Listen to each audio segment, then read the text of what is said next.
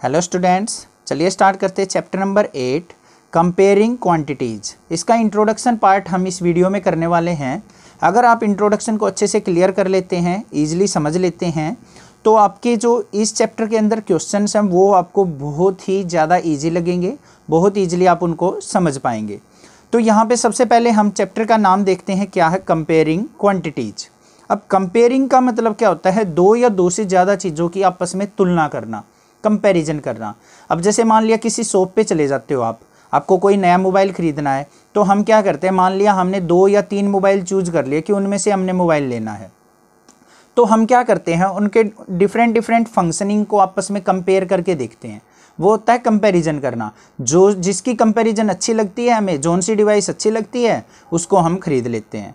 तो यहाँ पे इस चैप्टर के अंदर जो हमारा कंपैरिजन है वो किस फॉर्म में है? रेशो की फॉर्म में। अब वो रेशो क्या चीज़ होती है वो देखेंगे हम। रेशो का मतलब होता है दो चीज़ों को कंपेयर करना। दो या दो से ज़्यादा चीज़ें भी हो सकती हैं, उनके बीच में भी रेशो हो सकती है। अब जैसे एग्जांपल के तौर पे हम बोलते हैं कि सेक्स रेशो है, number of boys is to number of girls. वो क्या कहलाती है? हमारी रेशो होती है दो चीज़ों की। बॉयज़ के साथ साथ कितनी गर्ल्स हैं, जैसे 1000 बॉयज़ पे कितनी गर्ल्स प्रेजेंट है, तो वो कहलाती है हमारी सेक्स रेशो। तो इसी तरीके से हम एक एग्जांपल लेके चलते हैं, वहाँ से आपको आसानी से क्लियर हो जाएगा कि रेशो चीज़ है क्या। मान लिया आपकी क्लास 8th का एग्जांपल ले लेते हैं। क्लास 8th के अंदर क्या होगा? नंबर ऑफ बॉयज़ भी होंगे, नंबर ऑफ गर्ल्स भी होंगे। हम एज्यूम कर लेते हैं number of boys is to, ये रेशो का सिंबल होता है हमारा कोलोन का, नंबर ऑफ गर्ल्स। मान लिया कितनी है? ये हमारे पास है नंबर ऑफ बॉयज़ है 30 और नंबर ऑफ गर्ल्स मान लिया कितनी है? 20। तो 30:20 बोला जाएगा हमारा नंबर ऑफ बॉयज़ और नंबर ऑफ गर्ल्स की रेशो। आई होप ये चीज़ क्लियर हुई। इसको और सिंपल फॉर्म में भी लिख सकते हैं, 0 से 0 कैंसिल आउट, तो हमारी 3:2 रेशो भी इसको बोला जा सकता है सिंपल फॉर्म में। इस रेशो को और कैसे लिख सकते हैं? हम इस तरीके से भी लिख सकते हैं, number of boys upon number of girls equal to 3/2 या फिर 30/20। इस तरीके से भी इसको राइट डाउन किया जा सकता है। अब नेक्स्ट जो टर्म आती है हमारी परसेंटेज की फॉर्म में, अगर डेटा को कन्वर्ट करना हो। मान लिया हमें डेटा जो गिवन है रेशो की फॉर्म में गिवन है, और ये बोल दे कि how much % boys are present in class 8 या फिर how much % girls are present in class 8, तो हमने क्या करना है, अपनी रेशो से परसेंटेज के अंदर अगर डेटा को चेंज करना हो तो किस तरीके से कन्वर्ट करेंगे। मान लिया हमारे पास बॉयज़ इज टू गर्ल्स की रेशो जो गिवन थी, यहाँ लिख लेते हैं बॉयज़ इज टू गर्ल्स, जो रेशो गिवन है 3:2। अब इसको परसेंटेज की फॉर्म में निकालना है। मान लिया क्लास के अंदर हमने निकालना है परसेंटेज ऑफ बॉयज़, तो किस तरीके से निकालेंगे? यहाँ पे लिखेंगे बॉयज़ रेशो अपॉन में टोटल रेशो, और परसेंटेज निकालने के लिए हम प्रीवियस क्लास में भी पढ़ के आएंगे, मल्टीप्लाई किससे करते हैं? 100 से। अब नंबर ऑफ बॉयज़ निकालने हैं, बॉयज़ रेशो क्या है हमारी? 3 अपॉन में टोटल रेशो क्या हो जाएगी? बॉयज़ और गर्ल्स का दोनों को ऐड कर देंगे, 3 और 2 कितना हो गया हमारा? 5, और मल्टीप्लाई क्या कर देंगे? 100। अब इसको सिंप्लीफाई कर लेते हैं, 5 1 जा 5, 5 20 से डिवाइड हो गया, 23 जा क्या आ गया? 60। तो हमारी क्लास के अंदर क्या आ गया? 60% बॉयज़ हैं। अब सिमिलरली हमने परसेंटेज ऑफ गर्ल्स निकालनी हो, परसेंटेज ऑफ गर्ल्स कैसे निकलेगा? गर्ल्स की रेशो कितनी है हमारी? 2 अपॉन में टोटल रेशो क्या हो जाएगी? 3 + 2 5, और परसेंटेज के लिए मल्टीप्लाई बाय 100, 5 1 जा 5, 20 से डिवाइड किया, 22 जा क्या आ गया हमारा? 40%। तो इस तरीके से हम रेशो से अपनी परसेंटेज भी फाइंड आउट कर सकते हैं। आई होप ये पार्ट आपको यहाँ तक अच्छे से क्लियर हो गया होगा कि रेशो क्या होती है और किस तरीके से हम उसको परसेंटेज में कन्वर्ट कर सकते हैं। नेक्स्ट चीज़ देखते हैं अपनी। नेक्स्ट जो चीज़ आती है हमारी, आती है finding the percentage of number.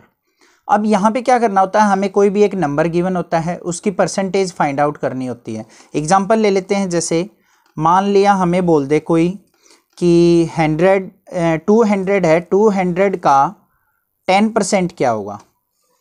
200 का 10%, तो किस तरीके से निकालते हैं? 200 मल्टीप्लाई 10% का मतलब होता है 10/100। तो 20 से 20 कैंसिल आउट, 10 की और 2 की मल्टीप्लाई कर देंगे तो क्या आ गया 20। तो 200 का 10% जो होगा वो क्या हो जाएगा 20। और क्या होती है, किस तरीके से प्रॉब्लम आती है, मान लिया हमारे को वैल्यू दे दे कोई 25%, एक एग्जांपल लेके देखते हैं। 25% ऑफ 60 स्टूडेंट्स लाइक मैथमेटिक्स। अगर आपकी क्लास के अंदर 60 स्टूडेंट्स हैं और उसमें से 25% क्या करते हैं, मैथ को लाइक करते हैं, तो हमने ये बताना हो कि कितने स्टूडेंट्स हैं जो मैथ को लाइक करते हैं। तो इसको किस तरीके से निकाल लेंगे हम, यहाँ पे 25% का मतलब क्या हो जाएगा 25 अपॉन में परसेंट का मतलब क्या डिवाइड बाय 100। ऑफ का मतलब होता है मल्टीप्लाई, और टोटल स्टूडेंट्स कितने हैं 60। इसको सिंप्लीफाई करते हैं, 0 से 0 कैंसिल, 5 5 जा 25, 5 2 जा 10, 2 1 जा 2, 2 3 जा 6, 5 की और 3 की मल्टीप्लाई करेंगे तो क्या आ गया 15। तो मतलब 60 का 25% निकाल लिया हमने, कितने आगे 50 स्टूडेंट्स। 15 स्टूडेंट्स ऐसे हैं हमारे जो क्या करते हैं मैथमेटिक्स को लाइक करते हैं। इस तरीके से हम क्या कर सकते हैं परसेंटेज फाइंड आउट कर सकते हैं। नेक्स्ट चीज आती है हमारी इंक्रीमेंट एंड डिक्रीमेंट, या फिर इंक्रीज और डिक्रीज इन परसेंटेज। अब नेक्स्ट जो चीज है इंक्रीज एंड डिक्रीज परसेंट। अब ये चीज भी आपने देखी होगी, कई बार कहते हैं कि किसी चीज़ का प्राइस जो है 10% इंक्रीज हो गया, या फिर किसी चीज़ का प्राइस जो है सेल के कारण 20% डिक्रीज हो गया। तो इस तरीके से किसी भी क्वांटिटी का प्राइस कम या ज़्यादा होना, इंक्रीज या डिक्रीज होना परसेंटेज की फॉर्म में किस तरीके से कैलकुलेट किया जाता है। सपोज करते हैं आपकी फ़ीस जो है क्लास की वो मान लिया क्या है 3000, ठीक है। अब ये बोल दिया स्कूल ने कि नेक्स्ट ईयर से आपकी फीस जो है 10% इंक्रीज हो जाएगी। क्या बोल दिया कि आपकी जो फीस है वो कितने इंक्रीज हो जाएगी 10% इंक्रीज हो जाएगी 9th क्लास में। तो हमने ये निकालना हो कि हमारी जो फीस होगी 9th क्लास में कितनी होगी। तो यहाँ पे लिखेंगे इंक्रीज जो हुई है फीस, इंक्रीज जो हुई है कितने परसेंट हुई है 10%।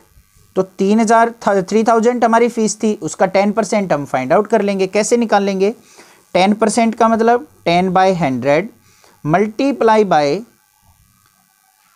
3000। सिंप्लीफाई करते हैं इसको, 20 से 20 कैंसिल आउट, 30 × 10 कितना आ गया हमारा 300। मीन्स हमारी जो फीस होगी वो 300 रुपीज़ इंक्रीज हो जाएगी। अब जो टोटल फीस हो जाएगी हमारी नेक्स्ट क्लास के लिए वो क्या आ जाएगी, total fees equal to 3000 plus में 300, तो मतलब 3300 हमारी क्या हो जाएगी फीस आफ्टर 10% इंक्रीमेंट। अगर मान लिया दूसरी बात करें हम कि अगर मान लिया इंक्रीज की जगह वो डिक्रीज बोल देता। अब जैसे हमारा कोरोना यहाँ पे इस टाइम पे क्या चला हुआ है, कोरोना चला हुआ है ऑल ओवर इंडिया। तो उस टाइम पे क्या करता है, अगर मान लिया स्कूल्स बोल दे कि हमने आपकी 10% फीस को क्या कर दिया है, कम कर दिया है, डिक्रीज कर दिया है, तो आपको कितनी फीस पे करने की पड़ेगी ये चीज़ चेक करनी हो। तो हमारी फीस क्या थी 3000, 10% निकाला कितने रुपीज़ आ गया 300। डिक्रीज हुआ है तो हम क्या कर देंगे, अब टोटल फीस डिक्रीज होने के केस में क्या आ जाएगी हमारी 3000 माइनस में 300, तो हमें कितनी फीस पे करनी पड़ेगी 2700 फीस पे करनी पड़ेगी।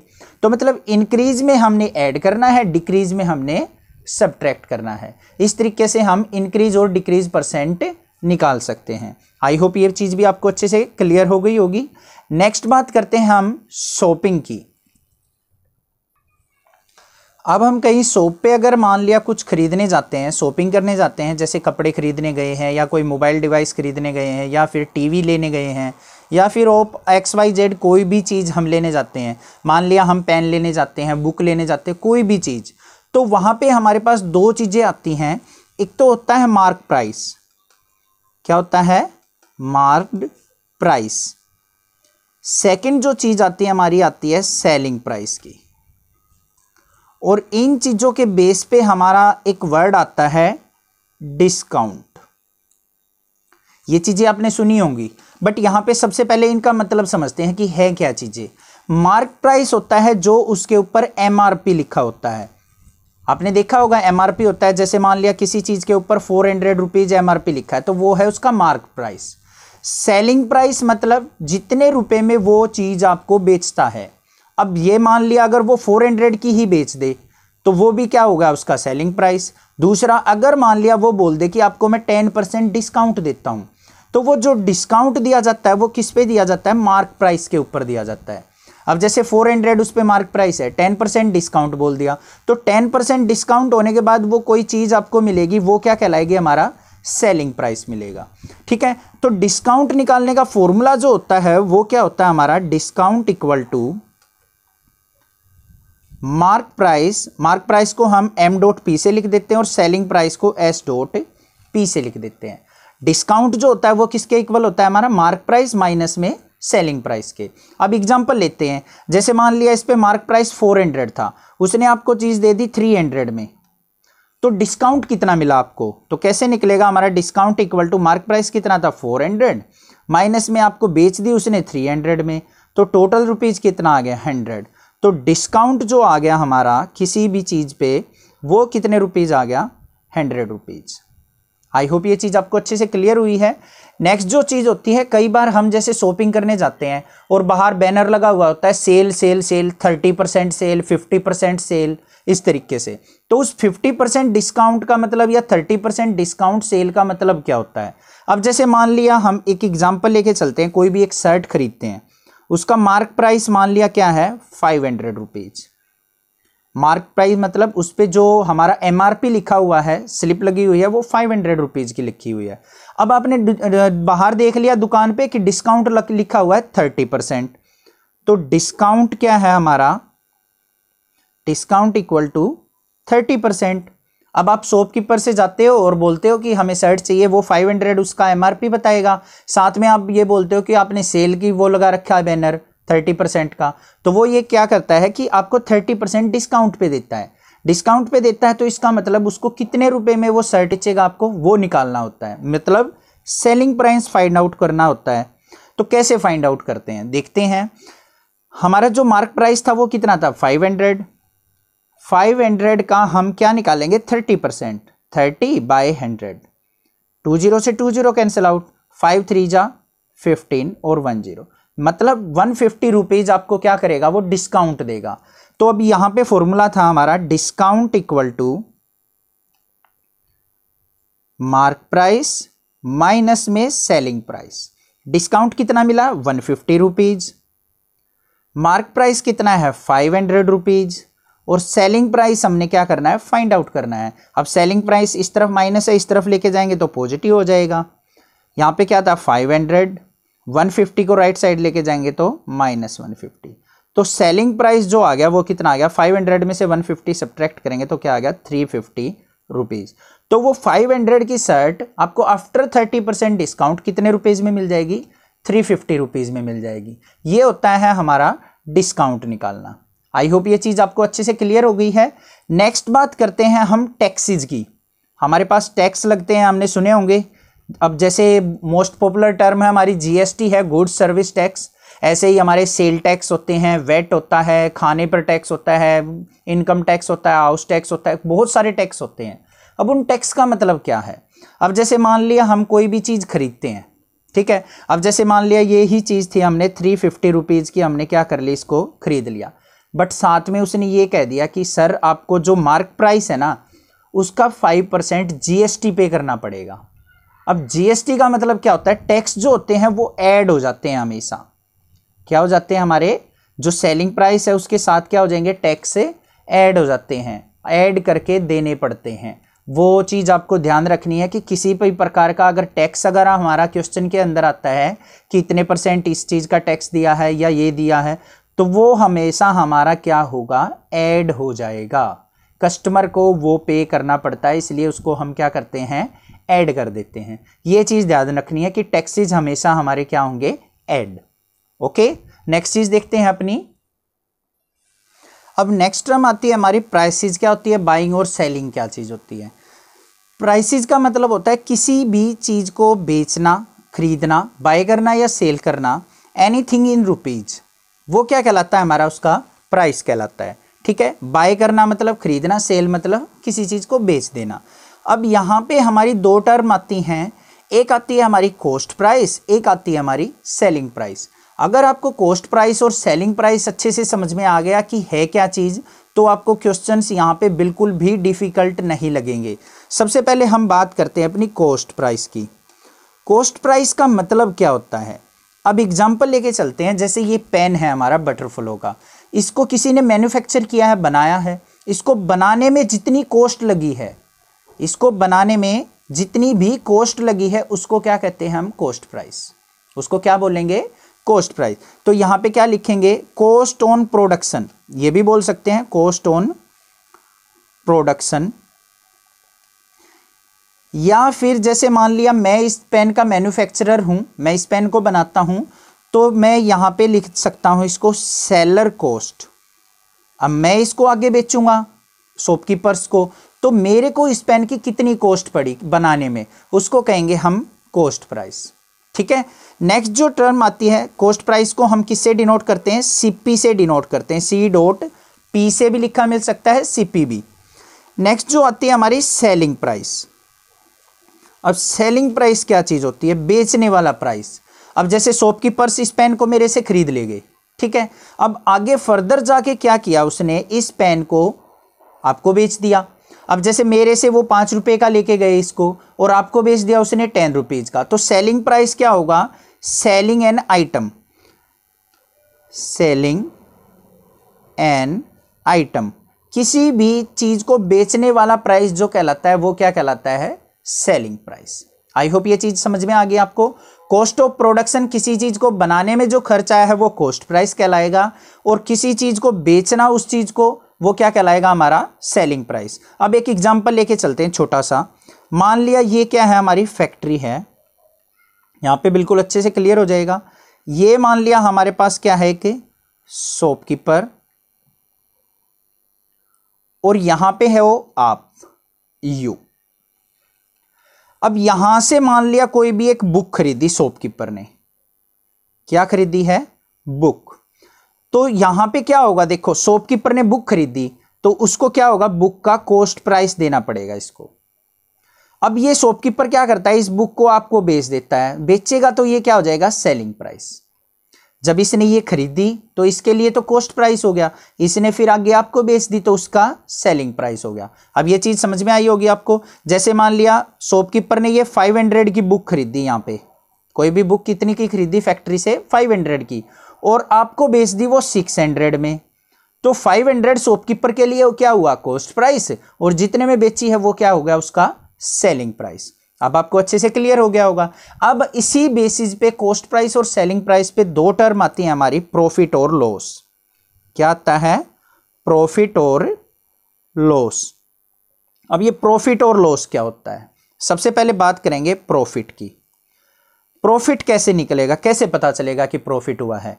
अब ये देखो सेलिंग प्राइस है, ये क्या है, हमारा कॉस्ट प्राइस। अगर मान लिया उसने 500 की खरीद के 600 की बेच दी, तो क्या हुआ, उसको फायदा हुआ या नुकसान हुआ, प्रॉफिट हुआ या लॉस, प्रॉफिट हुआ है। इसका मतलब क्या है, सेलिंग प्राइस अगर हमारा ज्यादा हो कॉस्ट प्राइस से, ये क्या होता है, ग्रेटर का साइन, मतलब सेलिंग प्राइस ज्यादा है कॉस्ट प्राइस कम है, तो हमें क्या होगा, प्रॉफिट होगा। ठीक है। अब सिमिलरली बात करते हैं हम लॉस की। लॉस कैसे होगा, अब मान लिया कोई ऐसी चीज ले आए हम, कोई मेडिसिन है, और हमें पता है कि ये 1 मंथ के अंदर एक्सपायर हो सकती है, कोई भी चीज़ है जिसपे एक्सपायरी डेट होती है, तो शॉपकीपर क्या करता है, उसको थोड़े बहुत लॉस के अंदर भी उसको क्या कर देता है, सेल कर देता है। इसका मतलब जैसे मान लिया उसने 500 की कोई चीज़ ली और उसने 400 में बेच दी, मतलब 500 की खरीद के 400 में बेच दी, तो उसको 100 रुपीज़ का नुकसान हो गया। इसका मतलब क्या होगा, सेलिंग प्राइस अगर हमारा कम हो जाए कॉस्ट प्राइस से, तो उस टाइम पे क्या होता है, हमारा लॉस होता है। आई होप ये चीज़ समझ में आ गई। दूसरी चीज, हमेशा जो प्रॉफिट और लॉस होता है ना, हमेशा कॉस्ट प्राइस के ऊपर ही होता है। जो प्रॉफिट होगा या लॉस होगा हमेशा किस पे होगा, कॉस्ट प्राइस पे। ये चीज आपको ध्यान रखनी है। अब जैसे कई बार आ जाता है प्रॉफिट परसेंटेज फाइंड आउट करना। क्या फाइंड आउट करना, प्रॉफिट परसेंटेज। कैसे निकलेगी परसेंटेज, कितने परसेंट उसको प्रॉफिट हुआ, तो वो लिखते हैं हम, कैसे फाइंड आउट करते हैं, प्रॉफिट अपॉन में कॉस्ट प्राइस। हमेशा अभी बताया मैंने कि प्रॉफिट और लॉस हमेशा किस पे होता है, कॉस्ट प्राइस पे। तो प्रॉफिट परसेंटेज कैसे निकलेगा, प्रॉफिट अपॉन में कॉस्ट प्राइस, परसेंटेज के लिए किससे मल्टीप्लाई करते हैं, 100 से। सिमिलरली अगर लॉस परसेंटेज निकालना हो, लॉस परसेंटेज कैसे निकलेगा हमारा, जितना भी लॉस हुआ है वो अपॉन में कॉस्ट प्राइस मल्टीप्लाई बाय 100। तो हमेशा प्रॉफिट और परसेंट हम कॉस्ट प्राइस से ही कंपेयर करते हैं कि कितना हमें प्रॉफिट हुआ और कितना हमें लॉस हुआ। बाकी क्वेश्चंस करेंगे वहां पे आपको और अच्छे से क्लियर हो जाएगा। आई होप यहां तक आपको क्लियर होगा। नेक्स्ट टर्म जो देखने वाले हैं हम वो मोस्ट इंपॉर्टेंट है, बिल्कुल इजी स्टेप में मैं आपको बताने वाला हूं। चलिए देखते हैं कैसे करेंगे। नेक्स्ट जो टर्म है हमारी क्या है, finding the selling price on the basis of profit and loss percentage. Profit percent और लॉस परसेंटेज के बेस पे हमने क्या निकालना हो, अगर मान लिया सेलिंग प्राइस फाइंड आउट करना हो तो कैसे फाइंड आउट करते हैं। अब जैसे मान लिया कोई शॉपकीपर है, उसने क्या किया, एक तो शर्ट खरीदी, एक जीन्स खरीदी। मान लिया कॉस्ट प्राइस जो आया उसको, शर्ट का जो कॉस्ट प्राइस आया 500 रुपीज, ठीक है, और जो जीन्स है उसका कॉस्ट प्राइस आया उसको मान लिया 1000 रुपीज। अब अगर मान लो आपको कोई बोल दे कि वो शर्ट को तो 10% प्रॉफिट पे बेचता है और जीन्स को वो मान लिया 10% के लॉस पे बेचता है, तो उनके सेलिंग प्राइस बताओ कि वो शर्ट को कितने रुपए में बेचेगा और जीन्स को कितने रुपए में बेचेगा, कि शर्ट पे तो उसको 10% का प्रॉफिट हो जाए और जीन्स पे उसको 10% का लॉस हो। तो इसको कैसे निकालते हैं, selling price is equal to, हमेशा जो प्रॉफिट और लॉस होगा वो किस पे होता है, 100 पे। ये चीज याद रखना, प्रॉफिट हुआ है तो मतलब बेनिफिट हुआ है, फायदा हुआ है, ऐड करेंगे उसको। तो इसको क्या करेंगे 100 प्लस में परसेंटेज है तो 10 अपॉन में क्या करेंगे 100, क्योंकि परसेंटेज था तो 100 प्लस 10 अपॉन में 100 और मल्टीप्लाई बाय उसका कॉस्ट प्राइस कितना है 500। इसको सिंप्लीफाई कर लो, सेलिंग प्राइस आ जाएगा। दोबारा देखते हैं एक बार, 10% का प्रॉफिट हुआ है उसको तो 100 प्लस 10 कर देंगे, परसेंटेज में है तो अपॉन में 100 मल्टीप्लाई बाय जितना उसका कॉस्ट प्राइस है वो। अब यहाँ पे देखते हैं 100 और 10 क्या हो जाएगा हमारा 110 अपॉन में 100 मल्टीप्लाई बाय 500। 20 से 20 कट गया, 5 की मल्टीप्लाई करते तो यहाँ पे क्या आ गया 550 रुपीज। मतलब अगर वो शर्ट को 500 की खरीद के 550 की बेचेगा तो उसको 10% का प्रॉफिट होगा। अब ऐसे ही हमने लॉस निकालना हो, अगर 10% के लॉस पे बेचता है तो जीन्स वो कितने की बेचेगा, तो यहाँ पे सेलिंग प्राइस निकाल लेंगे। लॉस का मतलब नुकसान, नुकसान मतलब माइनस करेंगे, 100 माइनस 10 अपॉन में 100 परसेंटेज के लिए मल्टीप्लाई कॉस्ट प्राइस अब कितना है जीन्स का 1000। 20 से 20 कैंसिल आउट, 10 माइनस 100 माइनस 10 क्या हो गया 90 मल्टीप्लाई बाय 10 मीन्स कितने रुपीज आ गया 900 रुपीज की। तो मतलब अगर जीन्स को वो 900 रुपीज में बेचता है 1000 की खरीद के तो उसको 10% का लॉस होगा। इस तरीके से हम परसेंटेज प्रॉफिट या फिर लॉस परसेंटेज से सेलिंग प्राइस फाइंड आउट कर सकते हैं। आई होप आपको cost price, selling price, mark price, discount वगैरह सब क्लियर हो गए होंगे। आगे आने वाले क्वेश्चंस आपको और अच्छे से क्लियर कर देंगे। नेक्स्ट जो टर्म पढ़ेंगे हम, इंटरेस्ट क्या चीज़ होता है। अब सबसे पहले हम समझते हैं इंटरेस्ट होता क्या चीज़ है। Extra money paid by bank, post office on deposited money. अब बैंक में हम क्या करते हैं, मनी जमा करते हैं, या पोस्ट ऑफिस में भी जमा होती है हमारी मनी। आप अपने पेरेंट्स से भी कंसल्ट कर सकते हो, वो आपको अच्छे से समझा देंगे इस चीज़ के बारे में भी। अब जैसे हम मनी डिपॉजिट करके आते हैं बैंक में, तो कुछ टाइम के बाद क्या होता है, हमें उस मनी पे थोड़ा बहुत इंटरेस्ट मिलता है, मतलब कुछ ना कुछ एक्स्ट्रा मनी मिलती है, उसको कहते हैं हम इंटरेस्ट। ठीक है, जैसे मान लिया आपने 10,000 रुपीज़ जमा कराए, 6 मंथ के बाद आपको 10,050 रुपीज़ मिल गए, तो जो वो 50 रुपीज़ है ना, वो क्या कहलाएगा, हमारा इंटरेस्ट कहलाएगा, हमारे ओन डिपॉजिटेड मनी। अब जो ये इंटरेस्ट होता है ये दो प्रकार का होता है हमारा, एक होता है हमारा सिंपल इंटरेस्ट और दूसरा होता है हमारा कंपाउंड इंटरेस्ट। अब ये दोनों टर्म हम यहाँ पे पढ़ेंगे, सिंपल इंटरेस्ट क्या चीज़ होती है और कंपाउंड इंटरेस्ट क्या चीज़ होती है। इन दोनों चीज़ों को पढ़ने से पहले हम बेसिक टर्म्स देख लेते हैं यहाँ पे क्या होती है। एक हमने वर्ड सुना होगा फिक्स डिपॉजिट, एफडी, जो आप पैसों को फिक्स डिपॉजिट करते हैं, कोई 1 ईयर के लिए, कोई 2 ईयर्स के लिए करता है, कोई लॉन्ग टर्म के लिए कर देता है कि 10 ईयर्स के लिए मैंने फिक्स डिपॉजिट कर दिया। तो वहाँ पे एक टर्म आती है रेट, मतलब जो आपको इंटरेस्ट मिलता है वो किस रेट से मिलेगा, ऐसे लिखा मिलता है बैंक्स में 5% पर एनम, या फिर मान लिया सीनियर सिटीजन है उसके लिए क्या है, मान लिया 7% पर एनम है। इस तरीके से कोई और स्कीम हो तो उस पर मान लिया 10% पर एनम है। तो इस तरीके से क्या लिखा होता है, रेट। दूसरा होता है, एक वर्ड आता है हमारा टाइम, कि कितने टाइम के लिए आपने फिक्स डिपॉजिट कराना है, 2 ईयर के लिए कराना है, 3 ईयर के लिए कराना है, 2.5 ईयर के लिए कराना है, या फिर 6 मंथ के लिए करवाना है। इस तरीके से क्या होता है, टाइम पीरियड होता है किसी भी फिक्स डिपॉजिट का जो बैंक में हम मनी डिपॉजिट कराते हैं। 2 टर्म तो ये होगी। दूसरी नेक्स्ट चीज जो आती है हमारी, आती है प्रिंसिपल।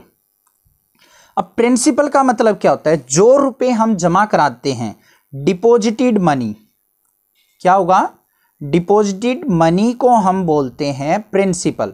जो भी हमने रुपए जमा कराए हैं उसको बोलते हैं हमें प्रिंसिपल। ये टर्म आपको अच्छे से समझ में आ गई होंगी। अब बात करते हैं अपनी सिंपल इंटरेस्ट और कंपाउंड इंटरेस्ट की। सबसे पहले देखते हैं अपना सिंपल इंटरेस्ट क्या चीज होती है। सिंपल इंटरेस्ट, अब सिंपल इंटरेस्ट कैसे निकलता है हमारा, ये फॉर्मूला होता है हमारा principal multiply rate multiply time upon में 100। इस तरीके से क्या निकलता है हमारा सिंपल इंटरेस्ट। S.I से रिप्रेजेंट करते हैं हम सिंपल इंटरेस्ट को। अब इसका एक एग्जांपल लेके देखते हैं छोटा सा। मान लिया आपने 10,000 रुपीज़ आपने क्या कर दिया, डिपॉजिट करा दिए बैंक में। रेट मान लिया आपका मिल रहा है 5%, और टाइम पीरियड जो है आपने मान लिया 2 ईयर के लिए करवा दिए डिपॉजिट। तो आपको इंटरेस्ट कितना मिलेगा, सिंपल इंटरेस्ट कितना मिलेगा, ये आप प्रीवियस क्लास में पढ़ के आ चुके हैं। सिंपल इंटरेस्ट कैसे निकलेगा, P × R × T/100। इसको कैलकुलेट कर लेते हैं। P क्या होगा हमारा 10,000, मल्टीप्लाई रेट क्या है 5%, टाइम क्या है 2 ईयर, अपॉन में 100। 2 0 से 2 0 कैंसिल आउट, 5 2 जा 10, 10 की और 100 की मल्टीप्लाई करते हैं तो हमारा आ गया हमारा 1000 रुपीज़। तो हमारे पास जो सिंपल इंटरेस्ट आ गया वो क्या आ गया 1000 रुपीज़। नेक्स्ट एक टर्म आती है हमारी अमाउंट। अमाउंट क्या चीज़ होती है, हमारा जो प्रिंसिपल होता है प्लस में सिंपल इंटरेस्ट या फिर इंटरेस्ट। प्रिंसिपल में अगर इंटरेस्ट को ऐड कर देते हैं तो हमारा टोटल अमाउंट आ जाता है। प्रिंसिपल कितना था हमारा 10,000, प्लस में क्या कर दिया हमने 1000 रुपीज़। तो हमारे पास जो अमाउंट हो गया अब कितना हो गया हमारा 11,000 रुपीज़। इस तरीके से हम क्या करते हैं, अपना सिंपल इंटरेस्ट फाइंड आउट करते हैं। नेक्स्ट टर्म की बात करते हैं हम, कंपाउंड इंटरेस्ट क्या चीज़ होती है। क्या करेंगे, कंपाउंड इंटरेस्ट क्या होता है। कंपाउंड इंटरेस्ट का अगर हम जनरल वे में बात करें तो हमारा होता है इंटरेस्ट के ऊपर दोबारा इंटरेस्ट लगना। कैसे लगता है वो देखते हैं। इसको भी हम एक एग्जांपल से करके देखेंगे। मान लिया हम प्रिंसिपल मान लेते हैं 1000 रुपीज़, रेट मान लेते हैं हम 10%, टाइम मान लिया क्या है 2 ईयर। अब अगर मान लिया हम कंपाउंड इंटरेस्ट फाइंड आउट करना चाहते हैं तो कैसे फाइंड आउट करेंगे, देखते हैं। यहाँ पे प्रिंसिपल क्या है हमारा 1000, मल्टीप्लाई रेट क्या है 10, टाइम क्या है 2 ईयर। यहाँ पे हम अलग अलग ईयर का निकालेंगे, 1 ईयर का, 1 अपॉन में 100। पहले ईयर में कितना इंटरेस्ट मिलेगा, 2 0 से 2 0 कैंसिल आउट, 2 10 की और 10 की मल्टीप्लाई करते हैं तो 100 रुपीज़। आ गया समझ में, ये आ गया हमारा इंटरेस्ट आ गया पहले साल का। अब अमाउंट कितना हो जाएगा हमारा बैंक में, अमाउंट इक्वल टू क्या हो जाएगा 1000 रुपीज़ पहले थे, 100 रुपीज़ हमारा क्या हो गया इंटरेस्ट। तो हमारे पास रुपये जो हो गए वो क्या हो गए 1100 रुपीज़। अब नेक्स्ट ईयर की बात करें तो कैसे होगा, प्रिंसिपल इंटू में रेट इंटू टाइम अपॉन 100 होता है। बट अब जो प्रिंसिपल हो जाएगा ना वो क्या हो जाएगा 1100 रुपीज़। तो अब इस पे सेकेंड ईयर में कैसे निकलेगा, 1100 मल्टीप्लाई 10 मल्टीप्लाई 1 अपॉन में 100, 2 0 से 2 0 कैंसिल आउट, तो 11 की और 10 की मल्टीप्लाई करते हैं तो हमारे पास क्या आ गया 110 रुपीज़। अब टोटल अमाउंट क्या हो जाएगा हमारे पास आफ्टर 2 ईयर, हमारे पास रुपीज़ कितने थे 1100 प्लस में 110, तो हमारे पास जो वैल्यू आ गई वो क्या आ गई 1210 रुपीज़। मतलब 1210 रुपीज़ आ गए हमारे टोटल आफ्टर 2 ईयर। अगर हम यही कंडीशन अगर सिंपल इंटरेस्ट की बात करें, सिंपल इंटरेस्ट कैसे निकलेगा, simple interest equal to 1000 rupees थे मल्टीप्लाई 10% से 2 ईयर के लिए अपॉन में 100, 20 से 20 कैंसिल आउट, तो यहाँ पे क्या आ गया 200 रुपीज। और अमाउंट कितना हो जाएगा हमारा, टोटल थे हमारे पास 1000 रुपीज़, प्लस में 200 हो गया इंटरेस्ट, तो कितने हो गए हमारे पास 1200 रुपीज़। तो देखो यहाँ पे सिंपल इंटरेस्ट से तो हमारे पास 2 साल के बाद 1200 रुपये हुए, 1200 रुपीज़ हुए। और कंपाउंड इंटरेस्ट से कितने हो गए 10 हो गए, 10 रुपीज़ एक्स्ट्रा आ गए। तो ये 10 रुपीज़ जो एक्स्ट्रा आए हैं वो कैसे आए हैं, जो हमारा फर्स्ट ईयर का जो इंटरेस्ट था ना 100 रुपीज़, उसके ऊपर भी इंटरेस्ट लगा है यहाँ पे, तो उसको कहते हैं हम कंपाउंड इंटरेस्ट। आई होप ये चीज़ आपको अच्छे से क्लियर हो गई है। नेक्स्ट बात करते हैं हम कंपाउंड इंटरेस्ट का। हमारे पास एक फॉर्मूला होता है, वो देखते हैं क्या होता है। अब कंपाउंड इंटरेस्ट निकालने के लिए एक सिंपल सा फॉर्मूला होता है हमारा, उसमें कैसे निकलता है हमारा, amount equal to principal into 1 plus R by 100, और इसकी पावर होती है यहाँ पे कई बार n भी मिल जाता है फॉर्मूले में या t भी मिल जाता है। p क्या होता है प्रिंसिपल, r होता है हमारा रेट, और n होता है जो वो क्या होता है हमारा टाइम। इस फॉर्मूले का यूज करके हम कंपाउंड इंटरेस्ट अपना फाइंड आउट कर सकते हैं। अब यहाँ पे दो चीज़ें और आती हैं हमारी, जो रेट होता है ना हमारा, ऐसे लिखा मिलता है 5% एनुअली, ये कई बार हमें एनुअली की जगह हाफ ईयरली भी मिल जाता है, ऐसे 5% हाफ ईयरली, या फिर क्या मिल जाता है 5% क्वार्टरली। अब इनका मतलब क्या होता है ये चीज़ भी समझनी पड़ेगी। अगर मान लिया, यहाँ पे थोड़ा सा सिंपल वे में बता देता हूँ, बाकी क्वेश्चंस करेंगे हम जब अच्छे से क्लियर हो जाएगा। अब अगर मान लिया आपको दे दे इंटरेस्ट जो है, रेट जो है हाफ ईयरली बोल दे। अब हाफ ईयरली का मतलब क्या होता है, हमारे ईयर्स में मंथ कितने होते हैं 12 मंथ्स। अब इसको हाफ ईयरली बोल दे तो कितने कितने मंथ्स के पोर्शन बन जाएंगे हमारे, एक 6 मंथ का, एक 6 मंथ का। अगर क्वार्टरली बोल दे तो हमारा क्वार्टर का मतलब क्या होता है 4th पार्ट, तो कितने 12 मंथ को अगर क्वार्टर बनाएं तो हम क्या हो जाएगा हमारा 3 मंथ प्लस में 3 मंथ प्लस 3 प्लस 3 मंथ के हमारे क्वार्टर बनेंगे। ठीक है, मीन्स 12 मंथ के अंदर कितने क्वार्टर हो गए हमारे 4 क्वार्टर, और हाफ ईयरली कितने हो गए हमारे 2 हाफ ईयरली। तो यहां पे करना क्या होता है, अगर मान लिया रेट हाफ ईयरली गिवन हो तो हम क्या करते हैं, हाफ ईयरली के केस में जो हमारा टाइम पीरियड होता है ना, टाइम बिकम्स डबल, टाइम क्या हो जाता है हमारा डबल, और रेट क्या हो जाती है हमारी, रेट बिकम्स हाफ। अभी एग्जांपल से समझेंगे इसको। अगर क्वार्टरली गिवन हो तो यहां पे क्या हो जाएगा, टाइम बिकम्स 4 टाइम्स, ये 4 क्वार्टर होते हैं इसलिए, और रेट जो होगी वो क्या हो जाएगी, रेट बिकम्स 1/4 टाइम्स, 1/4। अब एग्जांपल लेते हैं, एक मान लिया टाइम हमें गिवन है 3 ईयर, और रेट जो गिवन है वो मान लिया हमारे पास गिवन है 8% की। अगर हमें रेट जो है हाफ ईयरली गिवन हो, ये बोल दिया कि रेट जो है 8% हाफ ईयरली, तो हमारा जो टाइम जो हो जाएगा ना वो चेंज क्या हो जाएगा, टाइम बिकम्स डबल। 3 ईयर था तो टाइम इज इक्वल टू हम लेके चलेंगे 6, सोल्व करते टाइम, क्योंकि 6 हमारे को वो बन जाएंगे हाफ ईयर्स, क्योंकि 1 साल के अंदर 2 हाफ ईयर हो गए हमारे, तो 3 ईयर्स के अंदर कितने हो गए 6 हाफ ईयर। और रेट क्या हो जाएगी हमारी, हाफ हो जाएगी, 8 का हाफ कितना हो जाएगा, रेट इज इक्वल टू हो जाएगी 4%। तो मतलब 6 मंथ के लिए 4%, अगले 6 मंथ के लिए फिर 4%। सिमिलरली बात करें अगर हम यहाँ पे क्वार्टरली की, तो यहाँ पे टाइम जो होता है वो क्या हो जाता है 4 टाइम्स, मतलब से 3 का 4 टाइम्स क्या हो गया 12 ईयर।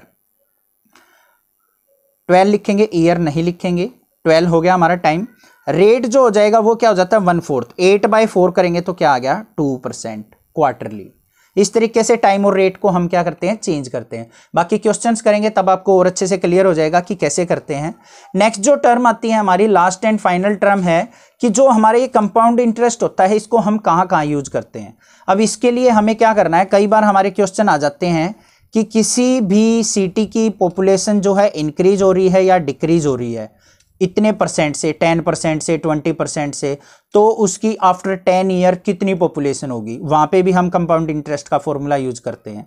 ठीक है, और जैसे मान लिया कई बार ये आ जाए ग्रोथ ऑफ बैक्टीरिया है या फिर मतलब बैक्टीरिया के डिस्ट्रॉय की जो ग्रोथ है वो मान लिया 5% है, तो आफ्टर 2 ईयर्स कितना बैक्टीरिया स्प्रेड हो जाएगा या कम हो जाएगा। अब जैसे कोरोना फैला हुआ है, अब अगर हम ग्रोथ देख लें कि 2% जो है पर मंथ इंक्रीज हो रहा है, तो 1 ईयर में कितना बैक्टीरिया इंक्रीज हो जाएगा। तो वहां पे भी हम कंपाउंड इंटरेस्ट का फॉर्मूला यूज करके फाइंड आउट कर सकते हैं। बाकी एप्लीकेशंस को हम एक्सरसाइजेज में देखेंगे। आप इसे इंट्रोडक्शन को अच्छे से क्लियर कर लीजिए, क्वेश्चन बहुत इजीली हो जाएंगे, कोई दिक्कत नहीं आएगी। बाकी जो है थोड़ा थोड़ा हम साथ में भी आपको करवाते रहेंगे। कोई भी डाउट आए तो आप मुझे कमेंट कर सकते हैं, अदरवाइज इस चैनल को सब्सक्राइब करें, लाइक करें और शेयर करें। Thank you students for your love and support. Thanks.